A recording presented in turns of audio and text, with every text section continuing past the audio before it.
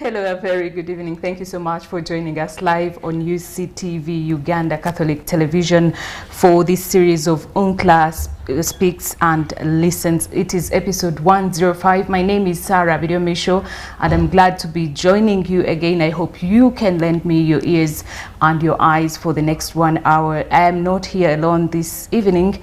I have a guest in studio. His name is Joseph Mokasa, but in a bit I'll allow him to introduce himself better. We are live on UCTV, we are live on YouTube, and we are also live on Zoom. So you may join us on one of those platforms. Joseph, you're most welcome. And today we are speaking about a very interesting topic. But before we dive into that, I will request that you introduce yourself to the viewers. A very good evening to you, the viewers of UNCLA Listen and Speak show. I'm glad to be here this evening. I'm glad to be here with you, Sarah, on this show. Greetings from MOBS, the chaplains here at MOBS, the fraternity at MOBS are all well and send their greetings to you here. Thank you. Tonight we are talking about a topic that is very close to all our hearts, be it a Christian, be it an non-Christian. This is personal, but we are looking at how we can transform it into our Catholicism and our faith. The topic this evening is transforming your plan into tangible results. When the year was beginning, I remember telling my friends, I will not be making any resolutions this year, I will not be making any plans. I will let God ride it the way he wants. Wherever he takes me, I will go. And there is probably some more people who are like me, who are saying, I'm not planning, because we always told that, God has the plan, God makes the plan, the will of God is what we do. But is it advisable for everyone, for a Catholic, to have a plan? And what is a plan anyway? Thank you, Sarah.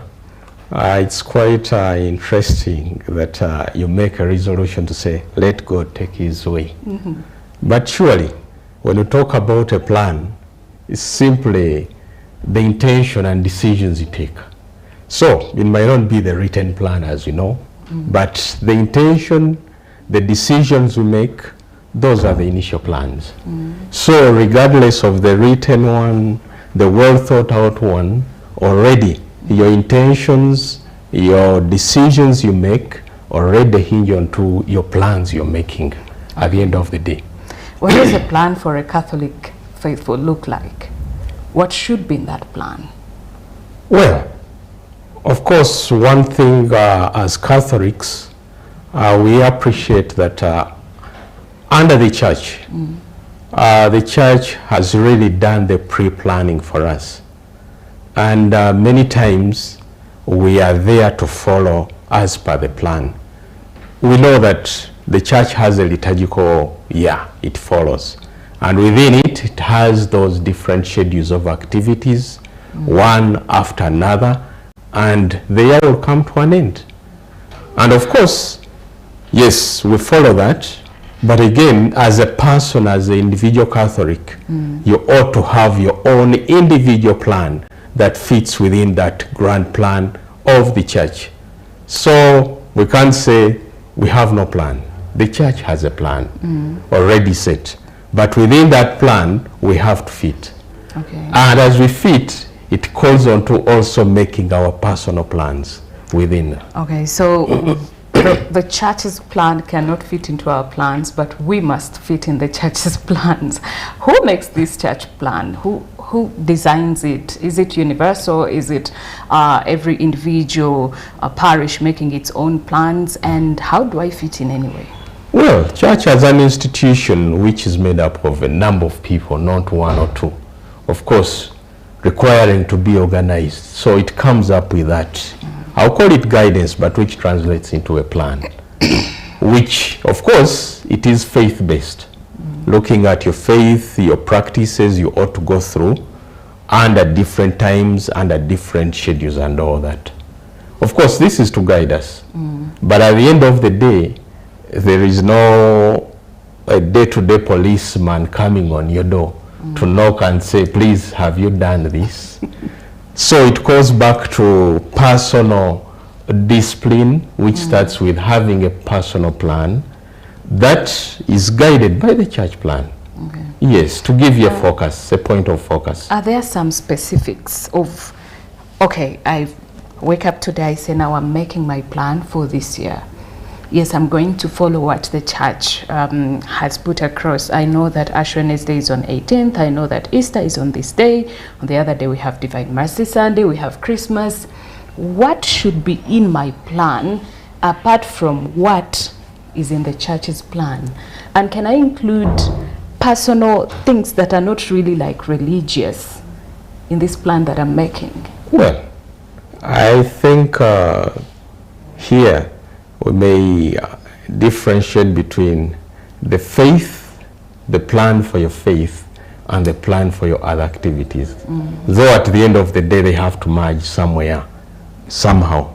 So, but at the end of the day, the church will give you the plan, but it will not be at your door to chase you around, which means that you also have to have a personal plan that fits you into the church church plan to support you in your personal faith. So at the end of the day, you ought to have your personal plan on your faith so that the church supports you with its own plan. Okay. Yes. But what exactly should be in that plan? If I woke up today and decided to write, Yes. what should I write down as a Catholic? What are some of the examples that you'd give that, or someone who hadn't even thought about writing a plan can begin with, like a beginner's guide? What should be in my plan, apart from those that the church has given? Well, it starts with a grand intention. Yeah, 2025 has ended. We're in 2026. One will take a personal reflection to say, okay, how has it been with my faith in the last year? And of course, knowing what it has been like, of course, full of turbulences, full of winds here. Sometimes if you take a rightful assessment of your own self, you feel, I think I'm really getting off-road. And if you feel that, then you need to take a decision. I need to revive my faith. It starts with that beginning devotion to say, I need to revive my faith. And then if you opt to say, I need to revive my faith, or I need to keep my faith going through this year, what do I have to do? It doesn't stop at just making the commitment. Now it translates into the actions you ought to take on through the course of the year. And now it starts at a personal level, where we see a lot of practices that the church recommends us to do. Okay. Personal prayer, attending masses, going for retreats, making pilgrimages. All those are individual decisions you ought to make. The church may never come chasing you around on them, Okay. unless you decide to. So you need to make your own personal plan, laying down those key aspects that the church recommends Okay. that will keep your faith going. Okay. Is it possible for me to be over ambitious? Sometimes when the year is beginning, like you said, I'll say probably last year, I did not do a lot of adoration. I didn't go to church a lot. I missed so many Sundays. So I wake up, the new year is beginning, and I say, you know, this year I'll go for adoration every Thursday. I'll make sure that I attend every, church mass, every Sunday mass. I'll make sure that I go for a retreat every Saturday. Then I'll go for 20 pilgrimages, well knowing that I will actually not even make a quarter of what I have planned. So how do I balance to ensure that I'm not over ambitious? How do I keep it to something that I can manage, not something that I want the world to hear, oh, I've said I'm doing this, and I very well know that I may not? Well, in planning, ambition is key at the end of the day. don't limit the ambition. Though we have to be realistic. As you're ambitious to say, I'll go for a pilgrimage, maybe to Kibeho, I'll go to Rome.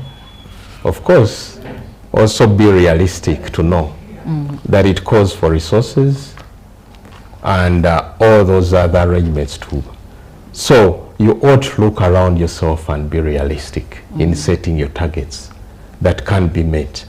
The only good thing is that there are so many things that will keep your faith that start within you at the basic minimum, going up the ladder to the highest. So we need to be realistic. As we plan, we ought to put in focus who we are. I can't start planning for a pilgrimage to Rome when I even don't know, I have even never traveled beyond to even have a passport, to even beyond Kampala. In my earnings, I've never earned $1 million. Of course, you might be tempted to start praying for a miracle that you get a donor. That's what I was about to say, like we pray for miracles. Well, as a faithful, it can be an option, but we need to be realistic. But at the end of the day, sometimes I tell myself, if I pray for a miracle and it happens, is it still a miracle? Because a miracle is something that happens unexpectedly. So when you prayed, it means you are expecting it to happen. So it may not be a miracle sometimes. But well, anyway. And before you start praying, at least have 3 million on the account, then you can pray for the rest. Exactly. So we need to be realistic of our plans as we are planning. And when we are doing this plan, there are things we look around on. Look around yourself. Who are the people around you in your faith? Sometimes we make the plans and keep them to ourselves. But we don't consider that the people around are also part of your what? Of your plan. Many of us are family people. You have a family, you have a wife, you have children, and all that. And all those people matter in your journey of faith at the end of the day. So you can't make an individual plan of your faith not considering those aspects. We have workplaces where we have obligations to fulfill. So you say, I'll go for this pilgrimage, I'll go for the Lenten period, I'm totally going to go for, what is it called? I can go for a devotional retreat off to say, I need my 40 days. But at the workplace, will it be feasible? Or it is you want to come back when you're fired? So we need to be realistic. Look at the environment around you, the people in your life, they must journey with you at the end of the day. Then again, as we make these personal plans, we ought to be intentional and prioritize. Because practicing our faith, sometimes it becomes optional. Given the situation. I've planned to go for an evening mass. At the workplace, my boss extends the stay. Maybe we have an assignment to accomplish. But at the end of the day, if you're intentional about it, more probably you'll find out, say, no. Give the boss an option to say, I'll get your assignment done this way, but let me go for this mass. I plan to. So there is need to prioritize. All it is, there are many overriding needs that get us on the way. Okay, you spoke about, you talked about people in our lives and how we can, how we need to prioritize them. And this brings me to a question about children. Most times when we plan, even when we want to prioritize the people in our lives, some of us will only prioritize the grown-ups. So say you have a wife, you only prioritize your plans with your wife. We have, you know, Bafumbo Day, then we shall go together as a couple, we shall move for this pilgrimage together as a couple. But you also have children. Where do we fit our, how and where do we fit our children into these plans? But also, is it possible that the children can make their own plans? How do we guide them to make the plans and ensure that they live up to these plans, to, you know, getting to that tangible part for them? As I've talked about, considering the people around us, there are people who support us, or there are people we support in this whole journey of faith. So, for the children, there are many aspects we have to engage them on. First of all, we have a duty on helping them learn their faith and practice their faith. Many times children are looking out for what do you guide them on, or what do they see you do and they also do. So many times, yes, they may have views which we ought to listen to and vet, but we have to be intentional on them, to guide them on their plans, listen to them, but guide them. The good thing with the church practice and the church guidance is that it has routine activities, prayers, going for mass. When it comes to participation in those prayers, participation in mass, there are many avenues for where the children can get involved. Planning for them to get on their sacraments, from baptism to the Holy Eucharist to confirmation, going through all that journey. Sometimes they may not be able to plan it themselves, but we have to be around them, watch keenly of them, and guide them on those aspects. That is why we have to keep those other stakeholders of our faith in perspective. Okay. Or else we are bound to forget and wake up a kid is 15 years and has never been confirmed or been received confirmed First Holy Communion. received First Holy Communion. Because yes, for you are there, you are at it, you go for the masses, you go for the pilgrimages and all that, but the kids are left out. Wow. Yes. Okay, thank you so much. If you are just joining us, we are live on UCTV with UNCLA Listens and Speaks. This is episode 106 of the show, and we are live on UCTV, we are live on Zoom and on YouTube on the UNCLA channel. We are today talking about our plans. How do we put our plans into action as Christians? So we are discussing transforming your plan into a tangible result. You as a Catholic, what plans do you have? How are you working on them? And shall we see action by the end of the year? Or at the end of the year you will be disappointed and say, maybe I shouldn't make plans for 2027 and let it just ride. Yes, we know that God makes plans for us. He has the plans, but we also ought to write our own plans and present them to Him and let His will be done. Yeah, my name is Sarah, and tonight I'm sitting down with Joseph Mokasa from the Makerere University Business School Chaplaincy, and he is explaining to us how we can transform our plans into tangible results. We were speaking about children. Now I want to take it a bit, edge a bit higher to the youth. You work with the university, and in this university, I believe you work with youth. And we know that youth are the largest number of our population now in Uganda, and they are the future of the church tomorrow. Yeah. But sometimes most youth don't really have a plan, especially those who are still in school. I wake up, my father pays school fees, I go to class, my father is paying for the hostel. Literally, I just have to wake up and go to class, and that's it.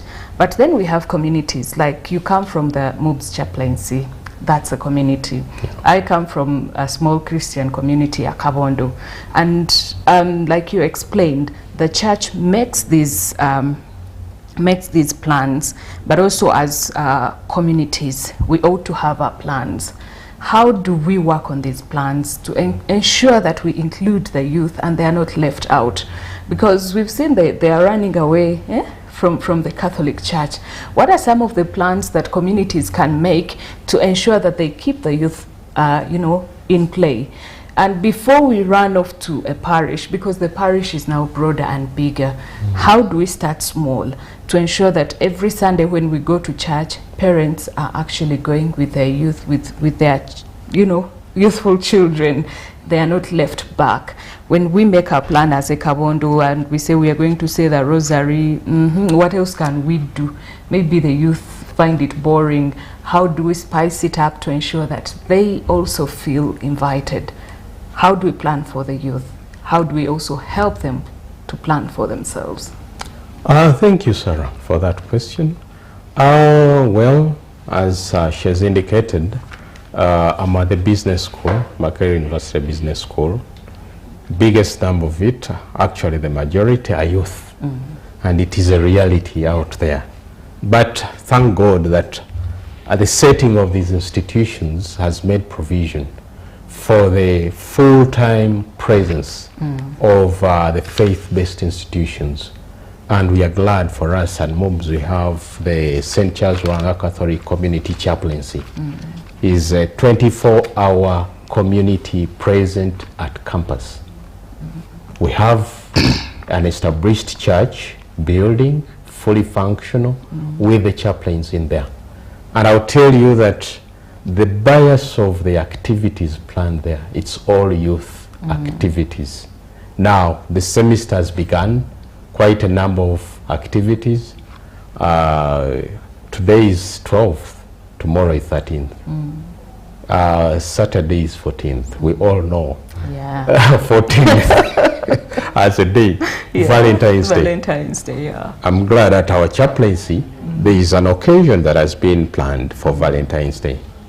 But of course the question might be, in what perspective of Valentine's Day has it been set? Should we go for anything? The world talks about Valentine's out there, but then one thing that beats my mind, that the world talks about some of these things, but when you dig back, they originate from the Catholic Church. Yeah. But then at the Catholic Church, how have we utilized them? But keeping in focus, not going with the world, because the celebration of Valentine's in a discotheque might not necessarily be that as per the church.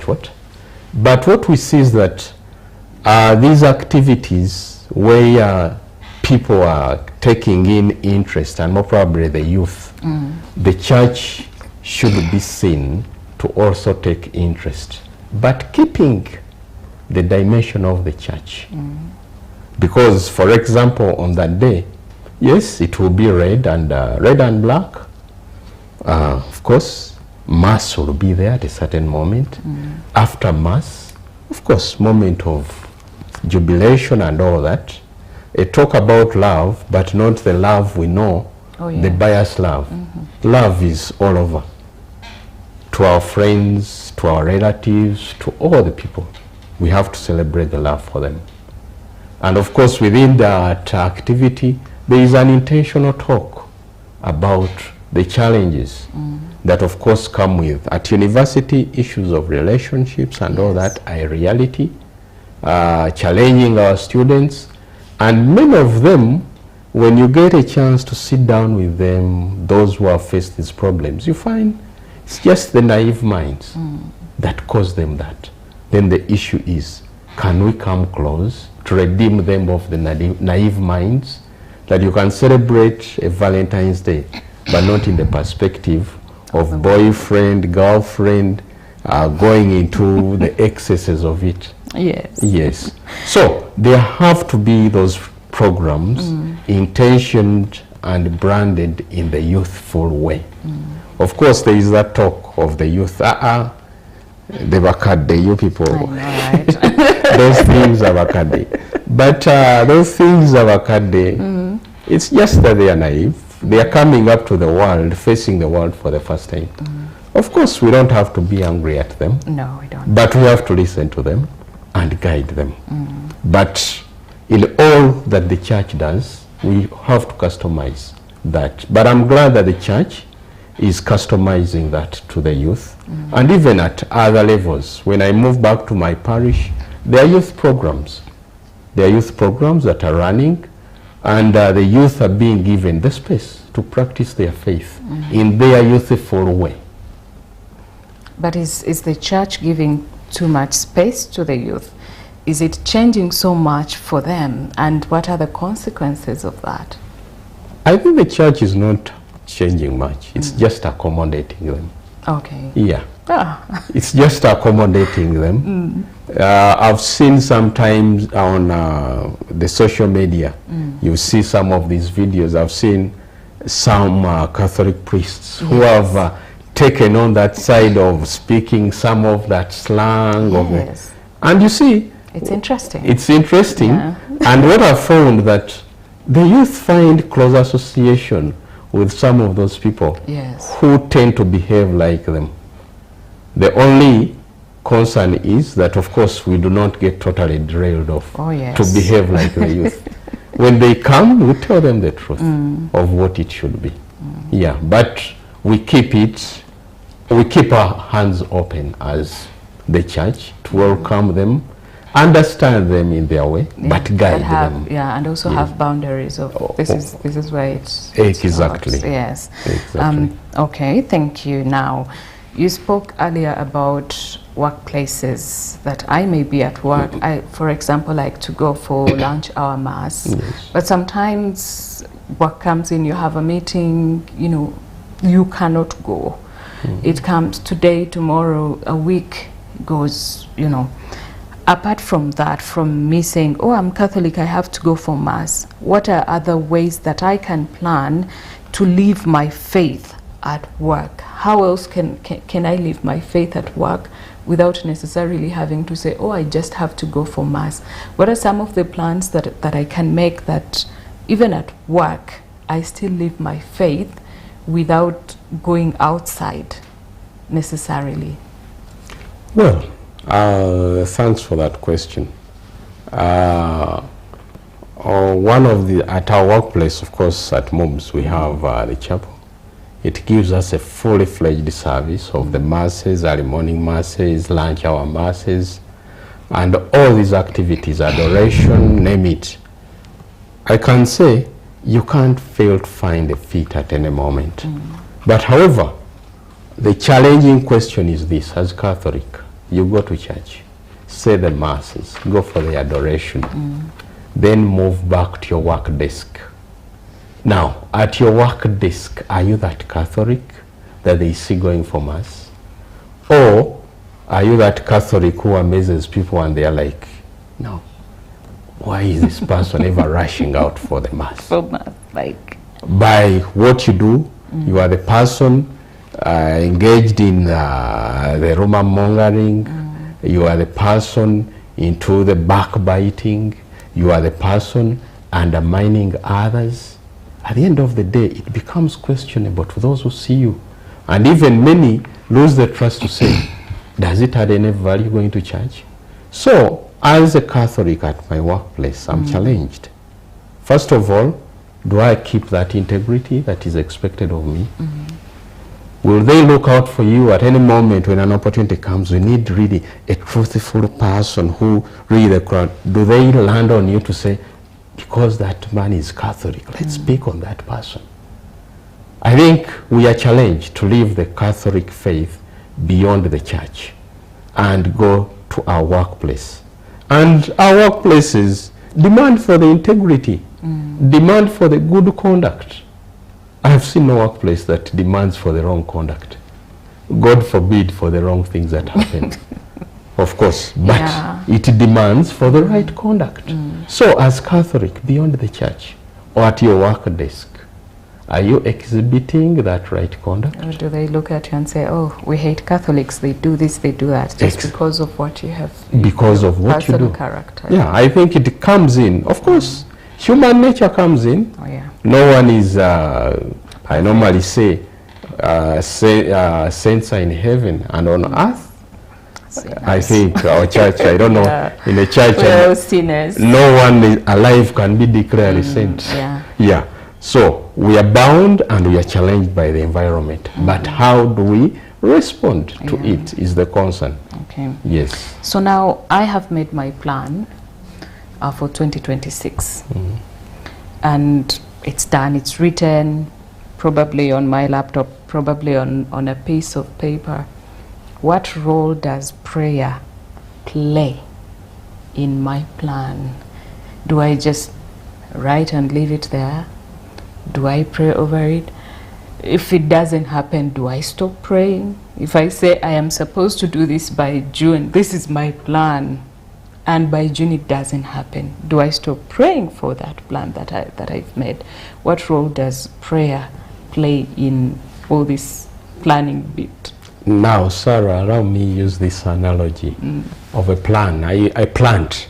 I believe many of us have experienced farming environment, or how plants grow. A plant, a seed is sown in the ground. But for it to be there has to be the fertile soils and the nutrients, but as well there has to be the water. We've seen many times when we plant and the drought comes because of. Now, the watering is a constant thing, either by the natural rains or artificially.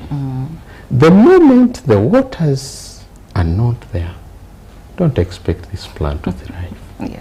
Now liken the water to prayer. To prayer, yes. So as you make your plans to achieve them, prayer has to be a constant thing.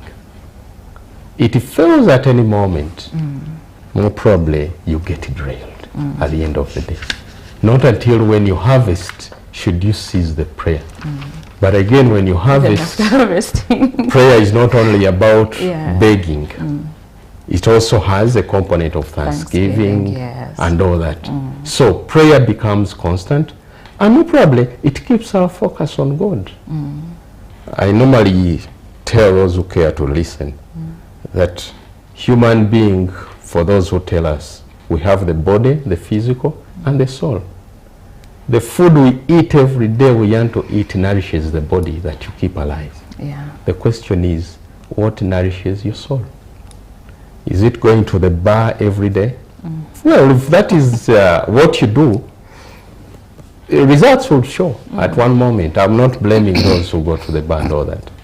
Is it feeding your soul with aromas, bad talk and all that?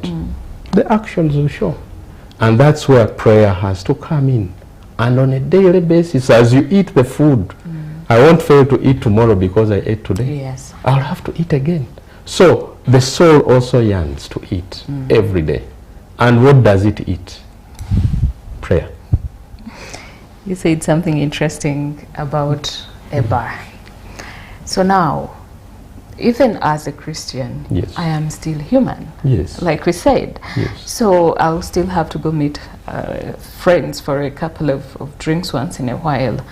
I would like to know, how do I balance these plans of meeting friends and the plans of meeting Jesus, so that I don't lean so much on one side and forget this side and find that I'm always in church but I don't have a single friend outside the church? Well, how do I balance that? Allow me to first render my apology to the bar goers. It wasn't in the bad faith of it. It wasn't in the bad faith of it. But I normally see too much of anything is bad. Name it. Too much of anything is bad. Name Does that also bring in too much of prayer and going to church? That they'll tell us what it happens. That I'm not much of the theologian and all that. But now when it comes to the bar, is not the bad thing as such, but too much of anything is bad. But again, there is time for everything. At one moment, I'll be in the bar. But another, I'll be in church. At another, I'll be running for prayers. Say, no, it's time for prayer. So it's a balanced cycle of placing everything at its right time. But all it is, if you take a bias of one thing to fit for others, then there is a problem. Yeah, so as you plan your day, as you look at your day, yes, plan for meeting your friends, more probably at a bar, at a park, at anything. But as you should have planned that at this moment, I'll be praying. Yes. But all it is, keep only the plans of meeting friends in bars, day in, day out, every day of your time. Without prayer, Without prayer, you're doomed. it becomes something else. Okay, Yes. so what are some of the obstacles that prevent us as Catholics, as faithful, from following through to the plans that we have made? I have made my plans, I have presented them to the Lord, but I can't follow through even when I want. But there are some obstacles that may come in. What are some of these obstacles, and how do we, resolve them? You see, the obstacles are quite many. Actually, I've observed many times when I'm in church, it gives the mind and that feel of, yes, God, this. When I'm getting to the exit of the church to face the world, there are so many things that come your way. Yeah. The workplace itself, the work demands, family demands, name it, and you cannot know until that moment hits. Oh yeah. Or you're on the road driving, an accident will befall you, and all that. All those things will come in your way. And the reality. Some will come as temptations, some will come as the day realities and all that. They will never fail to come. But one thing I find that keeps one on the road, our priorities. Oh. Our priorities. We should be intentional on our priorities. Or else, when we leave it passive, to say, okay, 18th is Ash Wednesday. Then on the 18th, your boss tells you, please, you have a trip up country. You'll be on the bus or on the road through this. Then you say, you really justify to say, surely Ash Wednesday got me on that. I had nothing to do. But if you are intentional, yes, you will not disobey your boss. But surely on the way there, if you are intentional, you mean you can't find a Catholic church on that day where you can break off for a minute or two and take your ashes? I think you can. This happened to me last year, actually. I was in the field during that time of, Ash Wednesday, and I went and I had my ashes all the day in the field, and people were looking at me like, what's wrong with this one? Exactly. But, like you said, the priorities. Priority and being intentional about our faith. Yeah. Of course, it doesn't come easy. It calls for the grace of God. But we need to be intentional and make it priority. Okay. Yeah, amidst the situations that will come, they will never fail to come. But we need to be intentional. Okay, we have a few minutes to the end of this discussion, which is really beautiful, that I'm loving. And I wanted to ask, should I feel like what I planned has actually failed? And I feel it within me that it's done, like it's failed. What do I do? Do I rewrite the plan? Do I go back and present this same plan to the Lord and say, okay, I am restarting from where, I stopped? What words of encouragement would you give someone who is actually discouraged and giving up because their plans are not working? They want them to work. They have had them, but they're going 6 months down the road. Nothing is working. And you start wondering, what do I do? Do I stop here? Do I now write new plans? Is God not listening? Was he not part of this plan? How do we get encouraged to keep going? Relating to that, my profession is in accountancy. And with accountancy, one thing you never fail to come across is the issue of planning financially, which translates into budgeting. But there is that rhetoric that the budget has never been the actual. Yes. The budget has never been the what? The actual. The actual. Yeah. You can either go above or be below. Yeah. So it is a reality that you may not meet your plans. The issue is, can you reflect back on what has caused you not to meet your plans? rethink through, and then fall back to say, okay, can I restart again? Or do I need a new plan? Oh, it is falling out of grace. Oh. Sometimes it might be falling out of grace. That maybe you've engaged in anything that has totally derailed you. The church is so rich with these sacraments. The sacrament of penance and reconciliation. That the church is calling you, come and reconcile with your God and move on. Let's not hide away that I've failed and all that. If I've failed to achieve anything, yes, let's look back, reflect, and replan and get on board again. Okay. Yes. What But if- getting discouraged about it is not a solution. What if we are a community? I've seen communities that totally like stop. They say we've tried, things have failed, and we are stopping. But you find that there is actually like one person that this community had helped, and when they let go, this person, you know, falls off. Now, away from an individual saying, I am going to start, you know, newly from afresh, what can a community do? Especially where you have some people saying, let's stop, and like only two saying, let's continue. Do these two continue? Do they also say, you know, let's go with the majority? How do we do it as a community when something is not working, a plan is not working out? When a plan is not working out, it's fine that it's not working out. But let's look out for why is it not working out. And then also let's reflect about our ability and means. Sometimes plans fail because we shoot them too high. Oh, yeah. I think you talked about ambition Yes. in the beginning. Sometimes they fail because of ambition. Can we calm down a bit and fit within our means? Faith has no limits of practice. Even at the lowest level, it can be practiced. That is why the church has no limits on where to go. That it's only in Kampala and all. Even in the deepest villages, it is surviving. The masses are said. Yeah. Even where there are no magnificent cathedrals, masses are being said. And if truly, they equate to those in the magnificent cathedrals. So let's not lose hope. Let's look around ourselves and see within our means, what can we do? Yeah. When we fail, let's keep moving within our means. Okay. Yeah, because the church accommodates us at every level. Okay, so Yes. as we conclude, I'm going to ask you to give us your final words, anything that we maybe did not tackle. We still have a few minutes to have those, and then you can say farewell to our viewers.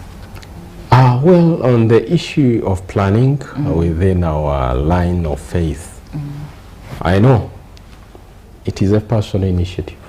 The church has done its part. It has its schedule of activities for us to enjoy and fit in. And if we take it at the basic of engaging in what the church has offered, it's already good enough following that routine. Going an extra mile on you as a person, it's even better. Taking personal initiative. There are things the church will never take on you unless you take them on. Of course, it is easy to plan. It is hard to implement. Cute, yeah. Yes. But what we need to do, let's take the little bites at a go. Don't fear to plan. Don't fear to plan, but take the small bites. Your plan starts at a very initial point of even taking a routine prayer, keeping a routine prayer. You're already on your plan. Okay.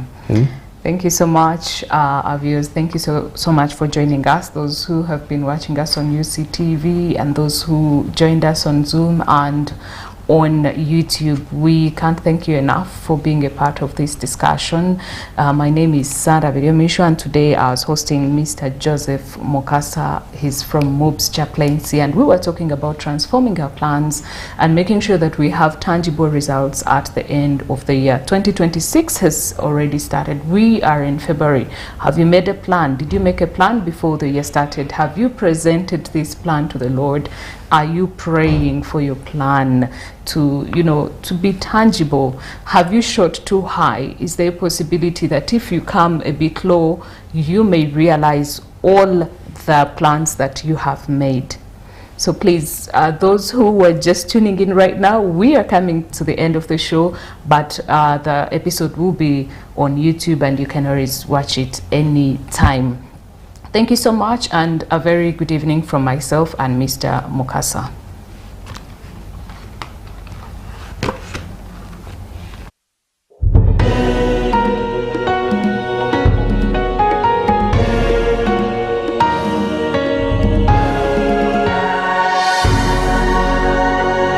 UCTV, good news for all.